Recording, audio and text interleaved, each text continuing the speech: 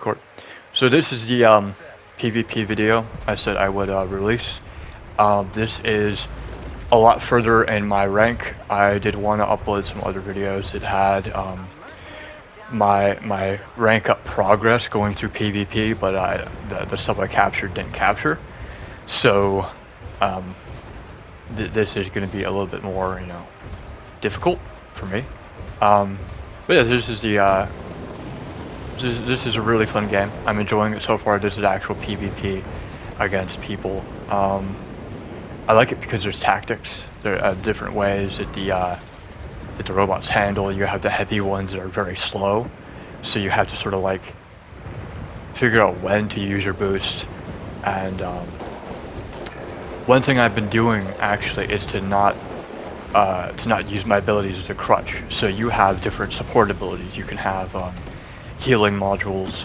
You can have something that will collect projectiles. There's an emergency shield that will put like an overshield over you. I think it brings back your shield. So you see in the bottom left, above the fuel, that's your shield. And then you have all this other stuff. And I found that I was relying on. You also have rockets that can shoot out. They can shoot out and hit the target. But I found that I was relying on my abilities more, and there are mechs that have more ability reliant, just the way they work. You have one that, well, like I said earlier, will shoot rockets out. But I found myself rushing in and relying on those rockets, and when the rockets didn't hit, then I was screwed. One of the ones that I've gotten recently is the one on the screen, the blue one. That is the flamethrower mech, and it does work. And to touch on that real quick, everything I said in a previous video on the mechs is modular. The cockpit and the side, and then the guns, and then you have the pelvis or the torso, and that's all that. And then the guns mount on that. Some have points on the top where you can mount guns, others have just sides. And that's just part of it. You can get the stuff called scrap. I believe it's scrap or called salvage. You can get it from doing really well in matches, but if you don't do well enough to get scrap, you can go to the store and just buy it with the currency you earn from doing matches. It's not on the screen, but with the same currency, you can get pilots, and there are some really good ones. The pilots do cycle out. It's timed, and they'll all come back. It's all within like I'm not sure how big the pool of pilots are. And then they have premium currency pilots, right? So there's all the other stuff. And they look a little bit cooler, but if you just want like the mech fantasy, the guy or the girl in the helmet with the jumpsuit, then of course they're not as visually appealing, but they're more of what you think of when like if an actual person was piloting a mech like a fighter jet. And as you can see, like from that distance, I just melt this guy's shields. And it's always good to mark. Look at that. Go in there, and that's what you want to do with this mech. You want to go somewhere high, and you see your teammates. They will finish them off. The hardest thing in the game is to get rid of the shields. Everything in the game is meant for armor. Most things in the game are meant for armor, with the exception of a few things. But then you use all your ammo to get rid of the guy's armor, and their team shows up, right? So the less time you have to spend, and like it just melts through the cockpit like that. It uses up a lot, and you have to stay in one place. But if you get used to strafing back and forth and stuff, then it can be very rewarding. Yes, I know there are modules that you can get on the right side, but that goes back to what I said before. I feel like they make you more reliant, right? And I'm sort of like, this is how much fuel I have. Also, you want to stay by your heavies, right? They're going to be marked as the mechs with the box above their heads. They move fucking slow. Those are the slow ass bastards. And you never want to leave them alone, right? Because then mechs like that can go after them and pick them off, and they can't torso twist quickly enough to get to the target. And I went down, but pretty good streak, and that's one of the heavies. And then I'm gonna pick a different mech. This is what I'm talking about. It has rockets. No, yes, rockets. And I put the fuel where it says 5 fuel. That's consumable. I put on. I put that was on the Harpy, I believe, which in my mind is a waste. The Harpy moves fast enough, especially if you can like figure out when and where you need to go. You don't really want to put the Harpy up high unless it's on like an open map where the buildings are covering it. You want to put it like in alleyways or like peek around corners and stuff. I believe the Harpy comes with a railgun, which can be, you know, if your team is good and you want to look for enemies that don't have shields. That's the one problem with the Harpy. Is you want to wait for like big engagements, try to support your team, and if they have flamethrowers or anything else that can melt the shields, then it's like that's a good way to use a Harpy. I use it on this, the extra fuel, so I can use the boosters more. You can also put that on the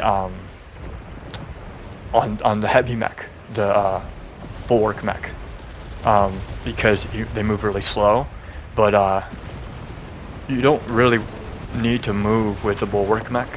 The whole idea behind that one is survivability. So I would put either the emergency shields on that, or the repair module would be really good, or just anything like that puts out a shield. I would just say repair module is the best because you can hide. You don't always want to be in the open anyway. Even if you have what's it called? Your teammates around, you don't want to be in the open because your teammates see someone in the open and they're worrying about you now, right? And then they have to worry about their back and they have to worry about their flank and stuff. And you're just making the job of the light. The light and the mediums are supposed to keep you alive, right? And if you have a heavy guy sitting in the middle of the map capturing the point, unless there's absolutely no one there, you need to be either showing you're taking care of yourself or hiding somewhere. Now those are the rockets. They didn't hit. There are times when they do, but they're slow. It's quicker to get a kill and get in and out than it is. And there you go, right there. You get the flank maneuver, and you know, it's not about winning engagements unless mechs have the repair module or anything like it. You cannot get armor back. You see right here, it's blinking on the left side.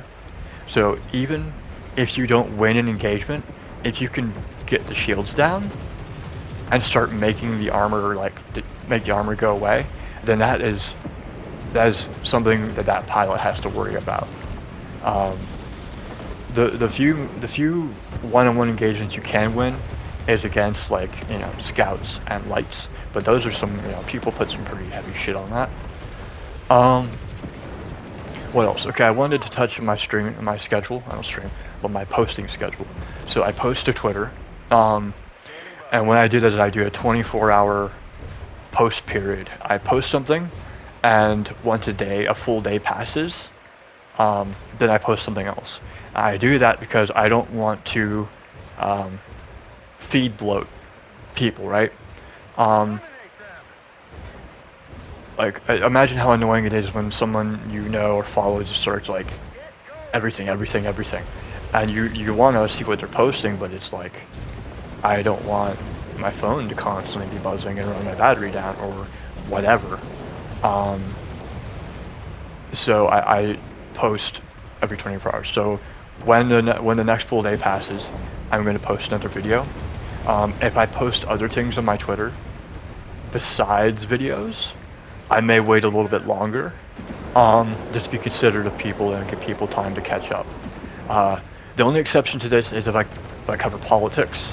A political video of any kind, or just like more heavier topics, will be left to sit for like a day or two, maybe 3, to give people time to digest it, you know.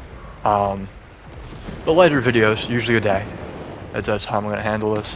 If you hear a fan in the background, that's my wind turbine for my my PS5. Yeah, and for myself. So I'm not gonna turn it off to please the few people who can hear it. Anyway, I think. Let me think about something else. I'm still going to post marathon videos. That's one of the main things. I'm not gonna be any good, but I like this sort of.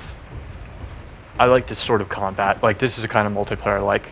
I like that they didn't make it an arena shooter. Like Fortnite and all that. So like they could have jumped on the bandwagon. This is like. I don't know if people are old enough to remember this, what my demographic is, but MechWarrior Online used to be the shit. If you had a computer that could run it, it's like that was like massive. A couple of years ago, I think like a decade ago, you had streamers and all sorts of stuff, and it's sort of like this, you know, people in groups, just not even talking, just working as a team, using their loadouts, knowing how their mech works. I would say that there was a lot more depth that went into MechWarrior Online, but I think this game, it got a little too, what's the word, autistic, right? I'm just gonna say that, it got too, like, you could get too much into the numbers. You could spend hours just looking at the mech bay. I like this because everything's broken up into segments, so you have the modification that you want for your mechs, and you can put everything else from every other mech on every other mech. Right? It isn't just like locked class and I had to buy this special item from the store to carry it over, and it's only one-time use. There's so much shady shit they could have done with customizing mechs. They haven't done it. Anyway, this is the end of the video. Thank you for watching and have a good day.